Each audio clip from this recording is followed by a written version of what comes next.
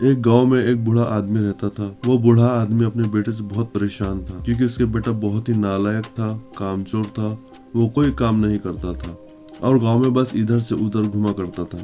एक दिन उस बूढ़े आदमी ने अपने बेटे को सबक सिखाने का सोचा। उसने अपने बेटे को अपने पास बुलाया और उससे कहा कि बेटा, घर की अलमारी में एक घड़ी रखी हुई है, तुम उसे निकाल कर ले आओ। लड़का घर के अंदर गया और उस घड़ी को बाहर निकाल कर ले आया। फिर उसके पिता ने कहा कि अब तुम एक काम करो, इस घड़ी को अपने साथ बाजार में लेकर जाओ और जितने लोग भी तुम्हें मिलेंगे सबसे तुम इस घड़ी की कीमत पूछ कर आओ। अब वो लड़का उस घड़ी को लेकर बाजार में चला गया।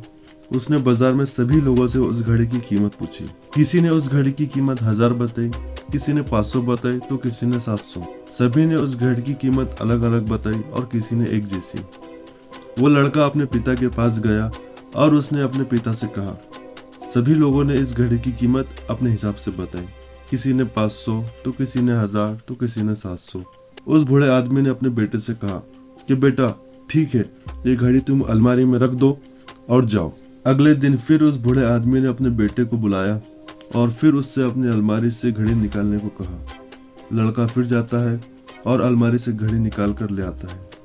बूढ़ा आदमी बोला कि बेटा जाओ और आज घड़ी के अंदर जो समय चल रहा है उसकी कीमत पूछ के आओ। वो लड़के के बिल्कुल समझ में नहीं आ रहा था कि उसके पिताजी उससे क्या करवाना चाह रहे हैं। वो दुखी मन से फिर से घड़ी को लेकर बाजार में चला जाता है और सभी लोगों से जो उस घड़ी के अंदर वक्त चल रहा है उसकी कीमत पूछता है। लोगों को लगता है कि इस बच्चे की मानसिक स्थिति ठीक नहीं है।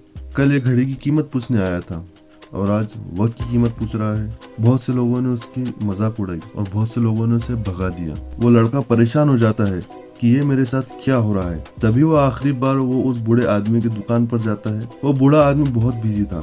वो लड़के का सवाल सुनते ही समझ गया कि लड़का उससे क्या पूछना चाह रहा है। उस बूढ़े आदमी ने अपना सब कुछ वक्त निकाल कर उस लड़के से कहा, बेटा ये जो वक्त चल रहा है ना, जिसकी तुम कीमत पूछ रहे हो, इसकी कोई कीमत नहीं होती है। तुम करोड़ों रुपए देकर भी गुजरा हुआ एक सेकंड वापस नहीं ला सकते। इसीलिए इस टाइम का इस्तेमाल सही तरीके से करो। टाइम की एक अच्छी बात है और एक बुरी बात यह है कि टाइम गुजर जाता है और अच्छी बात यह है कि तुम उसे जिस तरह से चाहो गुजार सकते हो। ये तुम्हारे हाथ में है। सभी के पास 24 घंटे होते हैं, अमीर के पास भी और गरीब के पास भी। ये तुम्हारे हाथ में है कि तुम किस तरह से उस टाइम को यूटिलाइज करते हो। तुम उन्हें किन चीजों में उड़ा रहे हो। उस बूढ़े आदमी की बात सुनकर उस लड़के की आंखें जैसे खुल सी गई, मानो कि उसमें बदलाव सा आ गया। और फिर वो अपने पिता के पास जाता है उस घड़ी को लेके और उनको सारी बात बताता है। और उसी दिन के बाद से उस लड़के की जिंदगी ही बदल जाती है। तो मेरे प्यारे दोस्तों, जो वक्त की कदर करता है, जमाना उसकी कदर करता है। वक्त एक कीमती दौलत है। वक्त किसी का इंतजार नहीं करता। जिसने वक्त की तरफ से सुस्ती बरती, उसने अपनी जिंदगी की तरफ से सुस्ती बरती। वक्त दौलत से भी ज्यादा कीमती है। वक्त के पास भी इतना वक्त नहीं कि वो आपको दोबारा वक्त दे सके। वक्त कभी लौट के नहीं आता, कभी लौट के नहीं आता, कभी लौट के नहीं आता। वक्त समंदर में गिरा हुआ वो मोती है जिसका दोबारा मिलना नामुमकिन है, नामुमकिन है, नामुमकिन है, नामुमकिन है।